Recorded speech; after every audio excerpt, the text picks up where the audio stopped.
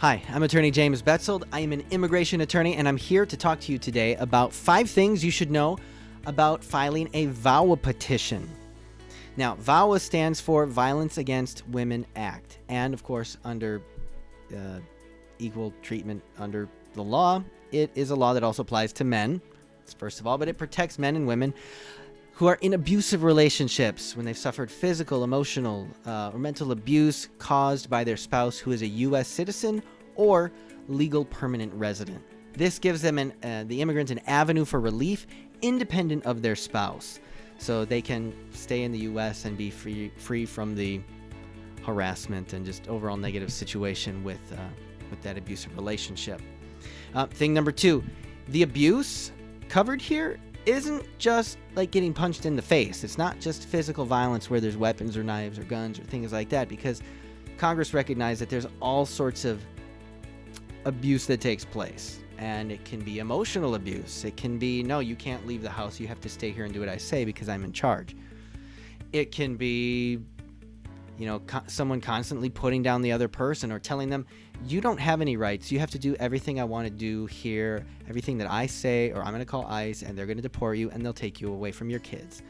Those are the sort of terrible things that the VAWA statute is meant to protect against. So it's a very important law that protects the vulnerable. Thing number 3, you must be married or within 2 years of a divorce in order to apply for VAWA. So if you were in an abusive relationship, you got out and you got divorced officially, and 3 years have gone by, or more than 2 years have gone by, it's too late to file based under the VAWA.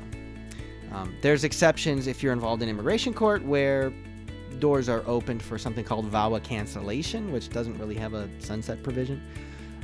But for a regular VAWA petition, there is that 2-year limit, so you need to be aware of that. So get the divorce or don't get the divorce, but whatever you do, file the VAWA petition immediately.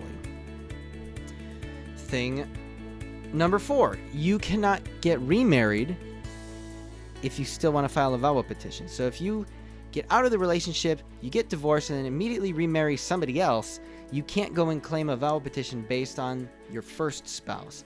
You're going to need to use your new spouse as an avenue for relief instead. That's important.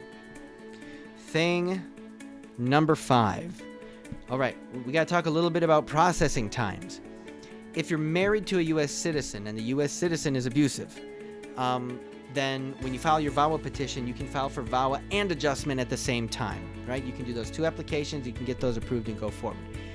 If you're married to a legal permanent resident, there's a waiting period. So you got to file that VAWA petition first, and then you can file adjustment when the priority dates are current, as it would be under an I-130, the family petition.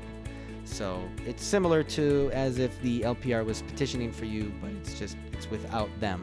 So there's still, if you're a resident, might be a waiting period. As we're recording this, there isn't, because those priority dates are all current, but that's something you got to stay on top of each month. Those are 5 things you should know about filing a VAWA petition. I'm attorney James Betzold. We've helped many individuals with these types of cases. You can find information and how to contact us at betzoldlaw.com. That's BETZOLDLAW.com. Thanks. Have a great day.